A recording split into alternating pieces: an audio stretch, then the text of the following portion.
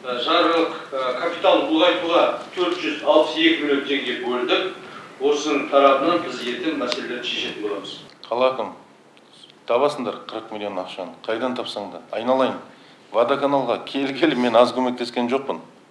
Шынын айтайын, кетер кезде мен соның қарызын тазалап кеткем. Жалақысын беріп, салығын төлеп, ертең артымнан әңгіме ермесін деп, тазалықты да, водоканалдың да қарызын жауып кеткем. 1 январмен кім болса да кеп көтерсін көреді.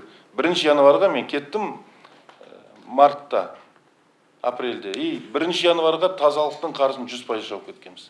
Водоканалдың қарызын жауып кеткем, айналайын. Енді автобусный парк понятно енді.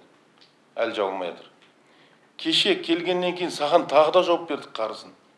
Техника алып бердік 600-700 миллион теңгеге. 800 миллионға қарызын жауып бердік. Солай емес пе? Энергетика басқармасы білетін шығарсың сен. Жауып бердік қой да 800 миллион. Солай ма? Техника 600 миллионға алып бердік қой. Енді бүкіл қала су жүйесі 40 миллион ақша таппайсыңдар ма? Қандай адамсыздар сіздер?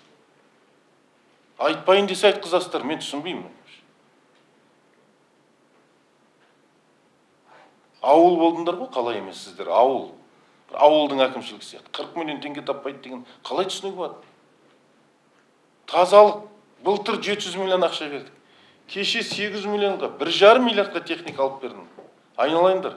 13-те рахмет, маған сол кезде апарып еді. Одан кейін техникаға ақша бөлінген жоқ. 13-ші жылы сонымен отырдық 8 жыл. А саған былтыр 1,5 миллиардқа техника алып бердік.